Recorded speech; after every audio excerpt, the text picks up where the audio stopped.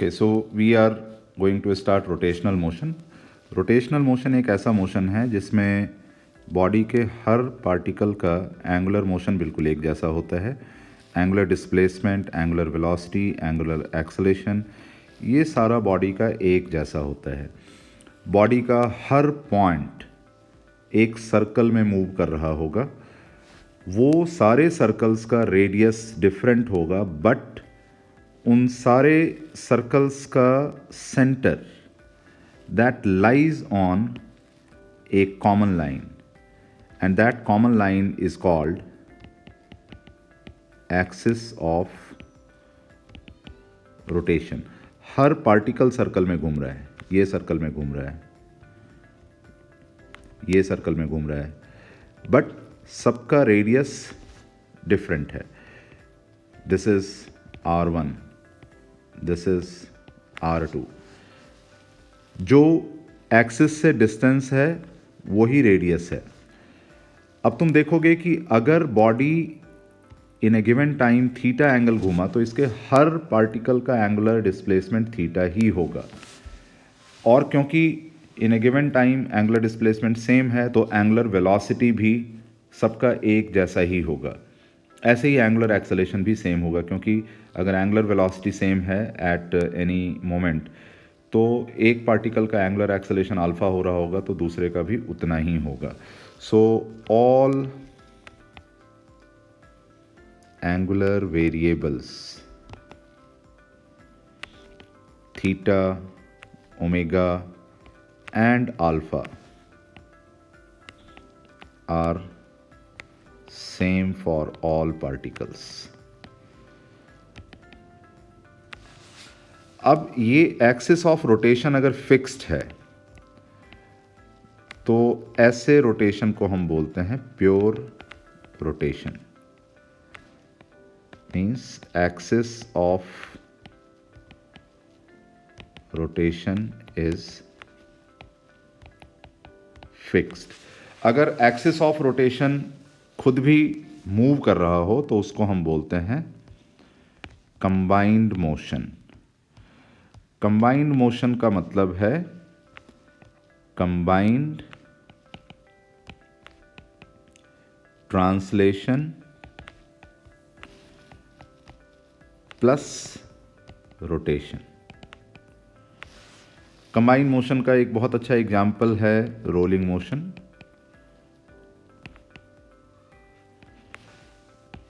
जैसे रोलिंग में आपने देखा है कि हर पार्टिकल सर्कल में मूव कर रहा है, लेकिन सेंटर के रेस्पेक्ट में या एक्सिस के रेस्पेक्ट में, और ये एक्सिस खुद ट्रैवल कर रहा है, एक्सिस रेस्ट में नहीं है। तो इस तरह के मोशन को हम बोलेंगे कंबाइंड मोशन। अगर तुमको एक्सिस पे बिठा दें तो तुमको इस व्हील के हर पॉइंट का पाथ सर्कुलर दिखेगा, बट अगर तुम बाहर खड़े हो तुमको इनका पाथ डिफरेंट दिखेगा। तो ये कंबाइंड मोशन है। पहले हम प्योर रोटेशन के काइनेमेटिक्स को समझेंगे और फिर हम कंबाइंड मोशन के काइनेमेटिक्स को समझेंगे। So, kinematics of pure rotation। देखो, प्योर रोटेशन का kinematics is as simple as kinematics of circular motion, क्योंकि हर पार्टिकल का मोशन सर्कल में हो रहा है तो वो सारे फॉर्मूले यहाँ पे वैलिड होंगे।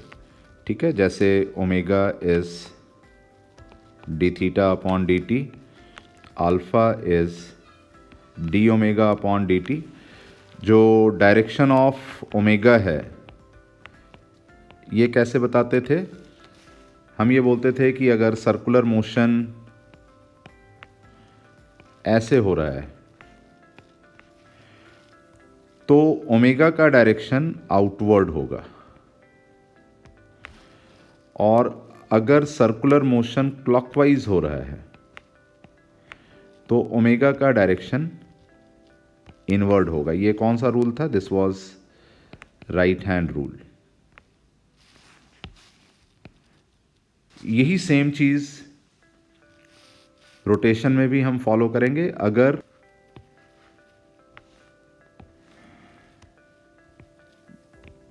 बॉडी के पार्टिकल्स ऐसे घूम रहे हों, लाइक दिस,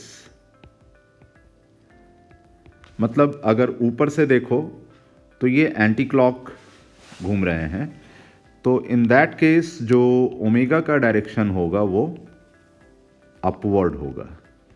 ये ओमेगा का डायरेक्शन हो गया। अल्फा का डायरेक्शन ऑफ अल्फा, ये कैसे बताओगे? तो ये ओमेगा के इंक्रीज या डिक्रीज से हम डिसाइड करते हैं। If magnitude of omega is increasing, then alpha is along omega, and if magnitude of omega is decreasing, then alpha is opposite to omega। तो तुम इसमें देख सकते हो कि जो ओमेगा और अल्फा ये वेरिएबल्स हैं, these are axial vectors. Axial vector का मतलब है इनका डायरेक्शन एक्सिस के अलोंग है। अब लीनियर और एंगुलर वेरिएबल में रिलेशन क्या है? Relation among linear and angular variables. देखो ये भी सर्कुलर मोशन में हमने किया हुआ है। v equal to omega R, s equal to R theta, A T equal to alpha R, वही सारा चीज़ यहाँ भी है। बट यहाँ पे हर पार्टिकल का वेरिएबल डिफरेंट होगा। S I is equal to R I into theta, V I is R I into omega, A T I is R I into alpha, A R I ये radial acceleration है, R I into omega square. अब देखो theta, omega, alpha ये तो सारा same है, तो जो लीनियर वेरिएबल्स हैं वो आर के प्रोपोर्शनल हो गए। Linear variables are proportional to R I. R I क्या है? Distance of particle from the axis. तो जो पॉइंट एक्सिस से जितना ज़्यादा दूर होगा वो उतना ज़्यादा डिस्टेंस ट्रैवल करेगा, उसका उतना ज़्यादा डिस्प्लेसमेंट होगा, उसकी उतनी ज़्यादा वेलोसिटी होगी। ठीक है, तो ये याद रखना है। यूनिफॉर्मली एक्सेलरेटेड रोटेशन, ये बिल्कुल सिमिलर है यूनिफॉर्मली एक्सेलरेटेड ट्रांसलेशन के जैसा। Omega equal to omega not plus alpha T, this is similar to V equal to U plus A T.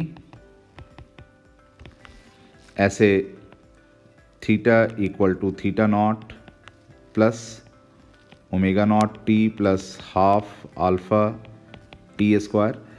ये x equal to X zero plus U T plus half A T square के जैसा है। Omega square equal to omega not square plus 2 alpha delta theta, ये similar है we square equal to U square plus 2as। और displacement in nth second is omega not plus alpha by 2n minus 1। ये dn equal to U plus A by 2n minus 1 के जैसा है। तो ये बिल्कुल सिमिलैरिटी है। नॉर्मली आपसे यूनिफॉर्मली एक्सेलरेटेड रोटेशन के क्वेश्चन नहीं पूछे जाते हैं, अगर स्पेशली पूछना होगा तो उसमें नॉन यूनिफॉर्म एक्सेलेरेशन है अगर, नॉन यूनिफॉर्म अल्फ़ा। तो फिर सिंपली क्या करना है, alpha equal to D omega by D T, तो इसको D omega equal to alpha D T लिख लोगे और फिर इसको इंटीग्रेट कर लोगे omega 1 to omega 2 T1 to T2, और ऐसे ही फिर ओमेगा को लिखोगे D theta by D T, और फिर D theta is equal to omega D T. Omega as a function of T हमको या तो पता होगा या ऊपर से हमने यहाँ से लिख लिया, और फिर again T1 to T2 and this is theta 1 to theta 2। तो यहाँ से डेल्टा थीटा तुम निकाल सकते हो, थीटा 2 माइनस थीटा 1। तो ये सारा ही चीज़ बिल्कुल ट्रांसलेशनल मोशन के जैसा है।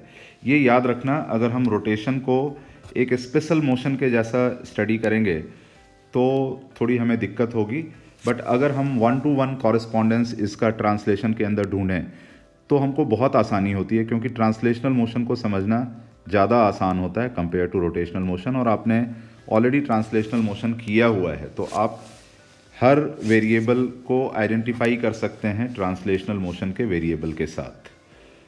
अब मैं आपको रिजिड बॉडी रोटेशन में क्या कांस्टेंट्स होगा उसके बारे में बता। देखो, रिजिड बॉडी कांस्टेंट का मतलब है वो इक्वेशंस जो रिजिड बॉडीज़ के लिए वैलिड हों हमेशा। तो suppose I have a rigid body of any shape. Rigid body का मतलब है उसके किसी भी दो पार्टिकल के बीच का रिलेटिव डिस्टेंस वो चेंज नहीं हो सकता, क्योंकि उस बॉडी का शेप चेंज नहीं होना है।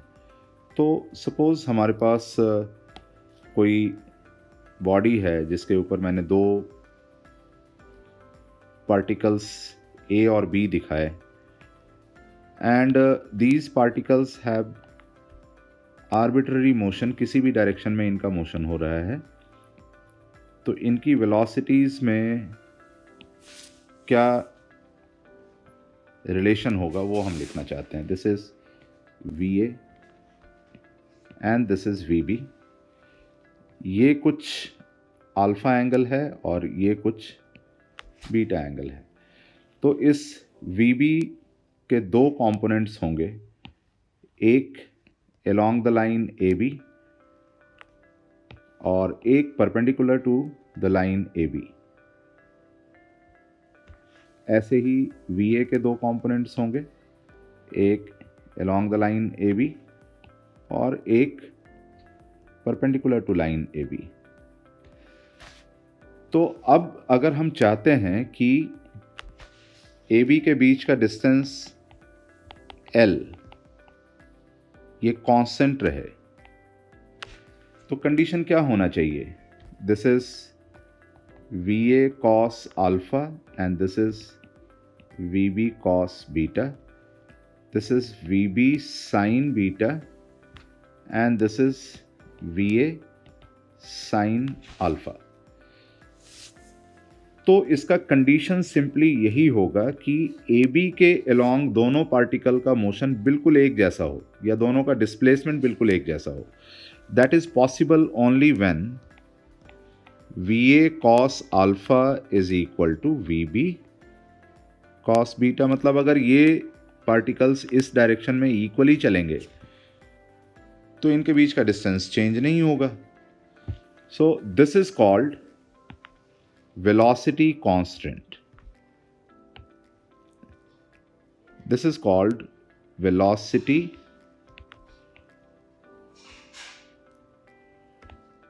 constant। अब ये साइन वाले कंपोनेंट्स का क्या सिग्निफिकेंस है?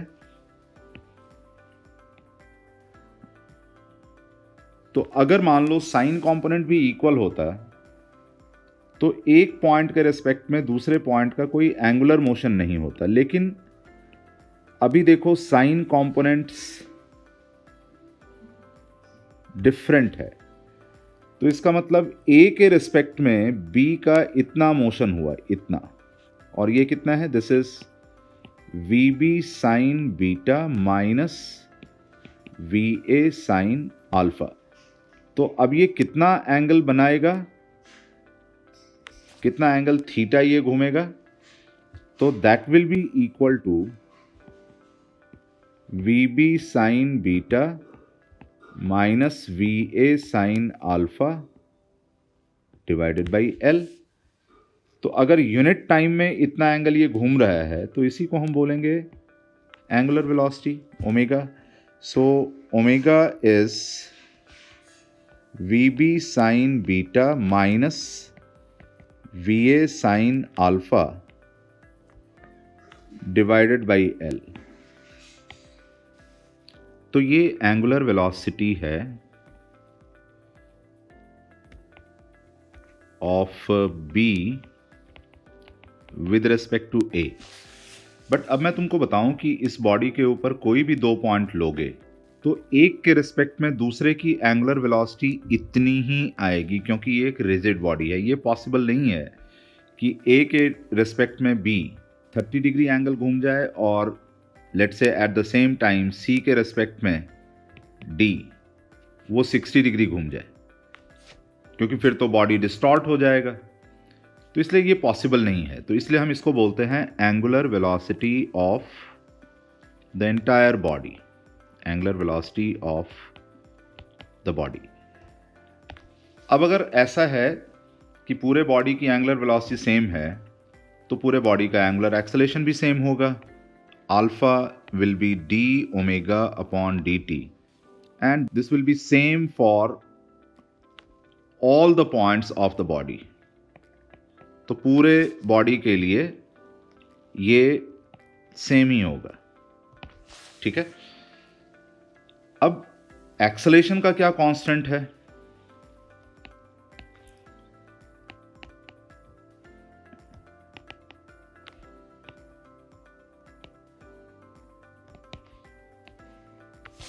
तो देखो, अगर ए के रिस्पेक्ट में बी पॉइंट ये रेडियली मूव नहीं कर सकता, ये रेडियल डायरेक्शन है। ए के रिस्पेक्ट में बी का मोशन रेडियल डायरेक्शन में नहीं हो सकता, तो फिर तो इसका मोशन सिर्फ टेंजेंशियल डायरेक्शन में हो सकता है। This is tangential direction perpendicular to the radial direction. तो ऐसा तो सर्कुलर मोशन में होता है। तो हम ये बोल सकते हैं कि ए के रिस्पेक्ट में बी का मोशन जो होगा वो सर्कुलर मोशन होगा, और उस सर्कुलर मोशन का रेडियस कितना होगा? This will be equal to L, the distance between A and B. So motion of any point B on the body with respect to another point A on the body is always circular motion.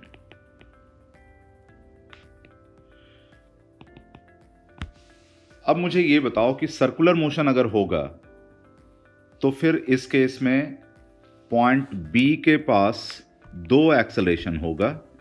ये point B है, एक इसके पास radial acceleration होगा, radial, और एक इसके पास tangential acceleration होगा, AT और AR। AR क्या होगा? Will be omega square L, और AT क्या होगा? अल्फा L, क्योंकि रेडियस L है तो radial acceleration omega square R होता है, तो ओमेगा स्क्वायर L लिखा जाएगा, और टेंजेंशियल एक्सेलरेशन अल्फा R होता है तो इसको अल्फा L लिखा जाएगा। तो ये एक्सेलरेशन कांस्टेंट है। एक एग्जाम्पल लेकर के इसको हम अप्लाई करना सीखते हैं। ये रॉड इस तरह से किसी कॉर्नर में इस तरह से खड़ा है और इसको हम मूव करा रहे हैं। इसका जो बॉटम मोस्ट पॉइंट है इसके पास एक वेलोसिटी v है, और इस मोमेंट पे रॉड का एंगल थीटा बन रहा है फ्लोर के साथ। तो एक तो हमको जो दूसरा एंड है, let us call this B, जो पहला एंड है let us call this A, तो हमको वी बताना है कितना होगा। एंड सेकेंडली हमको बताना है इस रॉड की एंगुलर वेलोसिटी क्या होगी। तो यहाँ पर हम वेलोसिटी कांस्टेंट को यूज़ करें। वी आर वेरी श्योर कि बी का मोशन डाउनवर्ड होगा क्योंकि वो वॉल के अलोंग होगा। So let us call this V B. तो हमने जो कांस्टेंट इक्वेशन पढ़ा था वेलोसिटी कांस्टेंट, उसके according V A cos alpha equal to V B cos beta होना है। अब अल्फा क्या है? This angle is alpha, alpha यहां पे थीटा है। और बीटा क्या है? This angle is beta. तो बीटा यहां पे कितना है? Beta is 90 degree minus theta. तो अब रॉड के अलोंग वेलोसिटी कंपोनेंट सेम होने चाहिए। तो this is V B cos beta which is V B sine theta, क्योंकि 90 माइनस थीटा अगर उसका कॉस लोगे तो वो साइन आ जाएगा। ऐसे ही वी ए यहां पे क्या है? This is V. तो इसका कंपोनेंट अगर हम लें इस डायरेक्शन में, that will be V A cos alpha which is V A cos theta. तो वेलोसिटी कांस्टेंट के अकॉर्डिंग हम लिखेंगे V A cos theta is equal to V B sine theta, and therefore V B is V A cot theta. और omega कैसे निकालोगे? तो इसका perpendicular component क्या हो जाएगा? This will be V A sine theta, और इसका परपेंडिकुलर बी का जो परपेंडिकुलर कंपोनेंट होगा वो क्या हो जाएगा? This will be V B sine beta which is V B cos theta.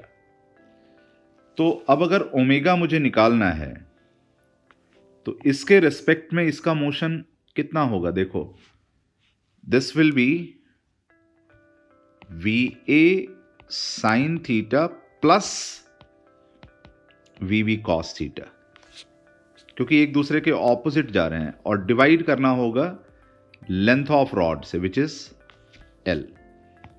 तो हम वी बी का वैल्यू यहां पे पुट कर देते हैं। This is V sine theta plus V cot theta into cos theta divided by L. So this is V sin theta plus V cos square theta divided by sin theta, this whole divided by L, and this is V sin square theta plus cos square theta divided by L sin theta, and this is V by L cosec theta। तो इस तरह से हम omega निकाल सकते हैं body का। I am now going to discuss the kinematics of combine motion. Combine motion बोलते हैं जिसमें ट्रांसलेशन और रोटेशन दोनों हो रहा हो। तो किसी भी कंबाइन मोशन को हम pure translation plus pure rotation में ब्रेक कर सकते हैं। जैसे ये एक रॉड मैंने दिखाया, रॉड की वेलोसिटी है v और रॉड की एंगुलर वेलोसिटी है ओमेगा। तो व्हेन आई से वेलोसिटी इज v, इसका मतलब सेंटर ऑफ मास की वेलोसिटी इसकी v है। हर पार्ट की वेलोसिटी सेम नहीं होगी, वो कैसे निकालना है वो मैं तुमको अभी बता रहा हूँ। सो this is a combination of pure translation plus pure rotation. तो अगर प्योर ट्रांसलेशन हो रहा हो तो हर पॉइंट की वेलोसिटी इक्वल होती है।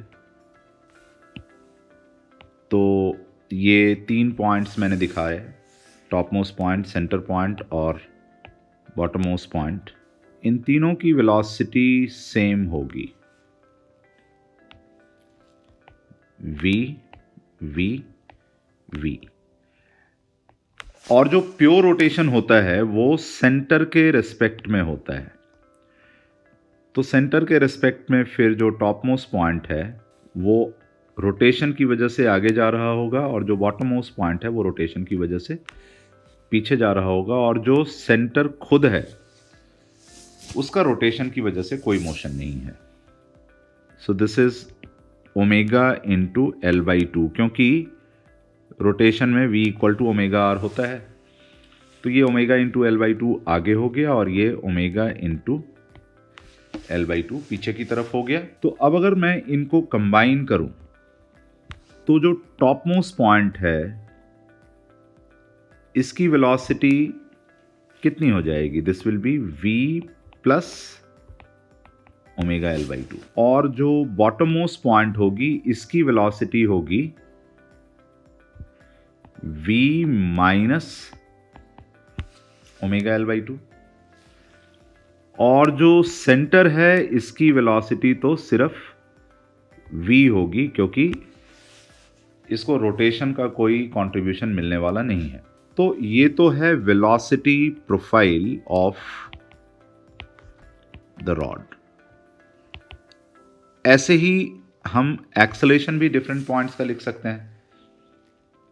इस केस में मैं तुमको ये कहूं कि अगर किसी भी आर्बिट्ररी पॉइंट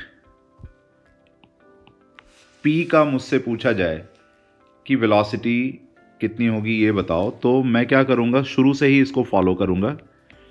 P पॉइंट की velocity due to translation v होगी, और P पॉइंट की velocity due to rotation, if this distance is x, तो ये क्या होगी, ओमेगा इंटू एक्स। तो इसकी जो नेट वेलोसिटी होगी that will be v plus omega x. अगर ये पॉइंट नीचे होता सेंटर से तो एक इसके पास ट्रांसलेशन की वजह से वेलोसिटी होती v, रोटेशन की वजह से वेलोसिटी ओमेगा एक्स पीछे की तरफ होती, तो इसकी नेट वेलोसिटी होती v माइनस ओमेगा एक्स। तो इस तरह से हम वेलोसिटी लिख सकते हैं किसी भी पॉइंट का। ऐसे ही अब मैं एक्सेलेरेशन लिखना बताता हूं।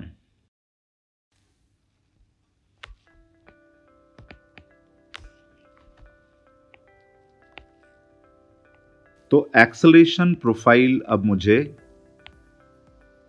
इस रॉड का लिखना है। एक्सेलेरेशन प्रोफाइल का मतलब है डिफरेंट पॉइंट्स का एक्सेलेरेशन कितना होगा। तो सपोज मुझे ये सिचुएशन दिया हुआ है कि जो रॉड है इसकी वेलोसिटी लीनियर v है, लीनियर एक्सेलेरेशन a है, मतलब ये सेंटर ऑफ मास के लिए है, और about the centre of mass angular velocity omega और एंगुलर एक्सेलेरेशन अल्फा है। तो अगेन मैं इसको प्योर ट्रांसलेशन और प्योर रोटेशन में डिवाइड करूंगा।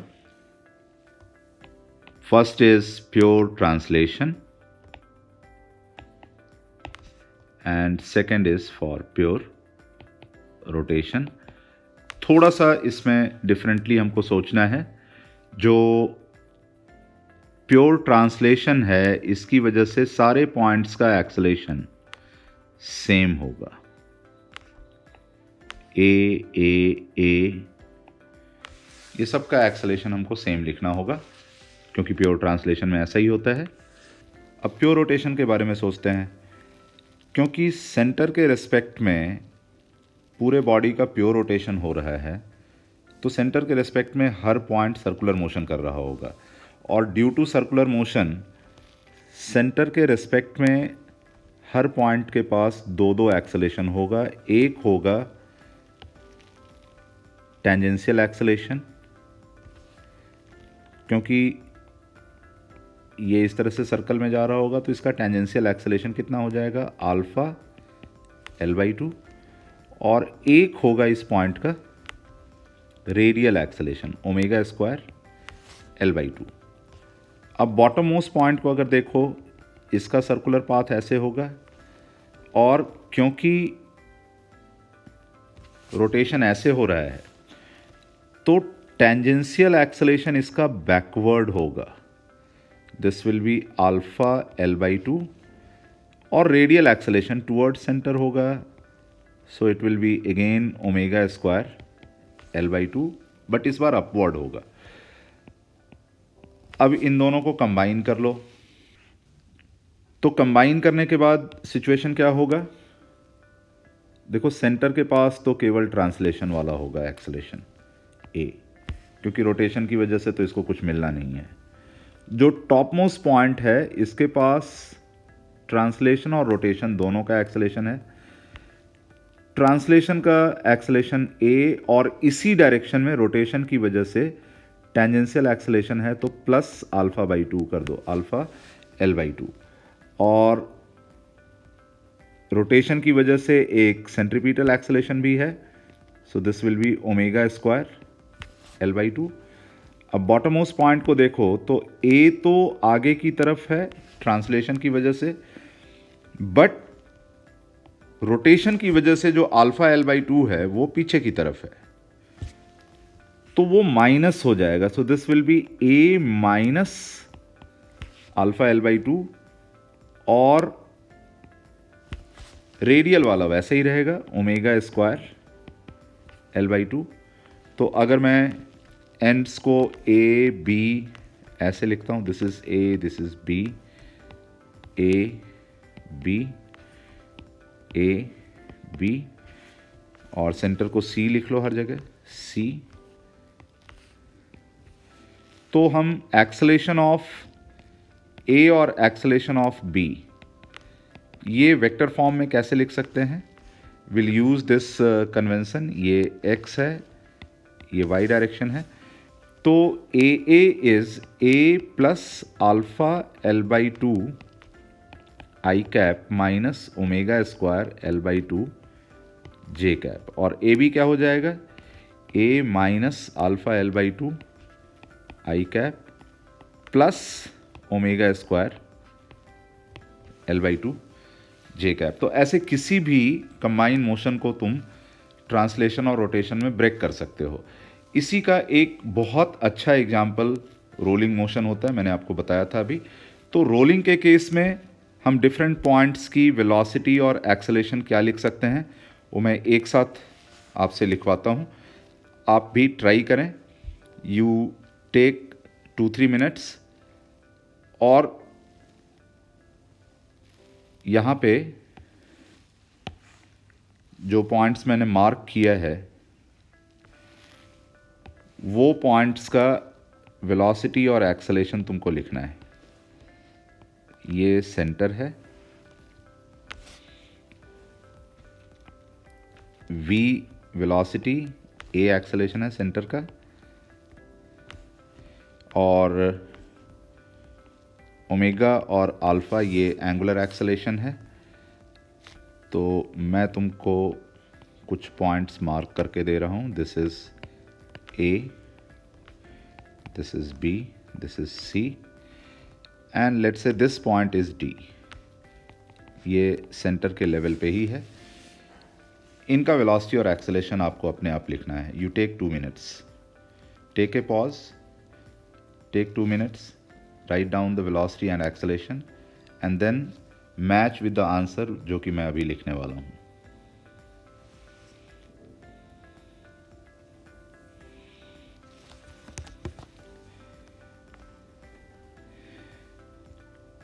Okay, VA, VB, VC, VD ये वेलोसिटीज़, और acceleration AA, AB, AC and AD ये सारे वेक्टर फॉर्म में मैं लिखने वाला हूँ।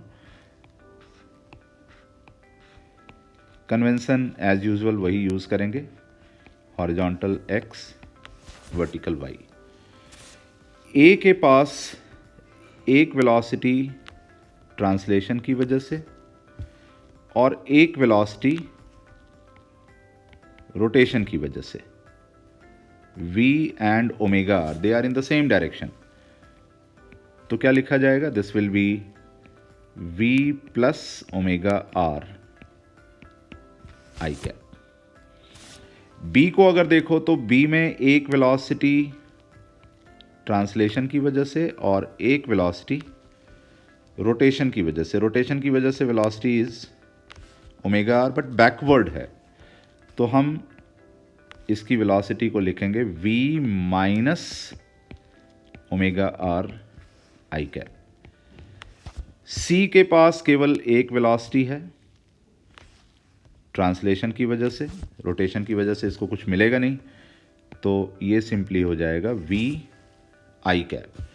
और अगर d को देखो तो d के पास एक वेलोसिटी ट्रांसलेशन की वेलोसिटी है v, और रोटेशन की वजह से इसकी वेलोसिटी अपवर्ड होगी, ठीक है, क्योंकि अगर ये ऐसे घूमेगा तो ये पॉइंट ऊपर जाएगा, तो ये ओमेगा आर लिखा जाएगा, क्योंकि डिस्टेंस फ्रॉम द सेंटर इसका भी क्या है? आर है। तो अब इसकी वेलोसिटी क्या लिखोगे? डी पॉइंट की वेलोसिटी वी आई ट्रांसलेशन की वजह से plus omega R J cap, ये रोटेशन की वजह से। अब अगर मैं एक्सेलेरेशन लिखूं, एक्सेलेरेशन ए के पास एक एक्सेलेरेशन ट्रांसलेशन की वजह से ए, और रोटेशन की वजह से इसी डायरेक्शन में, क्योंकि अब ये सर्कल में ऐसे घूम रहा है, तो टेंजेंशियल डायरेक्शन ये हो गया, तो दिस इज अल्फा आर, और रोटेशन की वजह से एक रेडियल एक्सेलेरेशन इसका होगा ओमेगा स्क्वायर आर, तो इसको लिखा जाएगा A plus alpha are I cap minus omega square R J cap. ये काफ़ी कुछ रॉड वाले के जैसा ही है। ऐसे बी का क्या लिखोगे? बी का ट्रांसलेशन की वजह से ए, रोटेशन की वजह से अल्फा आर पीछे की तरफ और ओमेगा स्क्वायर आर ऊपर की तरफ, so you will write a minus alpha are I cap plus omega square R J cap. C point के पास केवल एक एक्सेलेरेशन होगा ए आई कैप, और डी पॉइंट के पास देखो क्या है, ये थोड़ा केयरफुली लिखना है, ए इधर, अल्फा आर ऊपर की तरफ, and again omega square r, ये वाला हॉरिजॉन्टल, अल्फा आर ऊपर क्योंकि ये टेंजेंशियल है, और ये towards centre omega square are.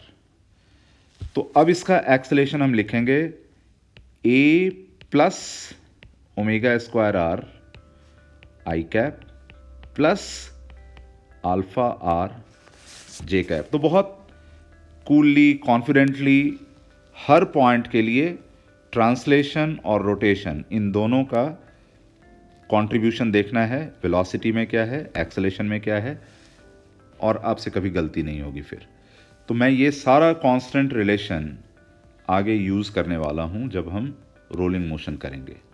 So this is all for today's lecture. आप इस पे बेस्ड जो असाइनमेंट आपको दिया जाएगा उसको करेंगे, और अगर उसके सारे क्वेश्चंस आप सॉल्व करते हैं then you can move on to the next section.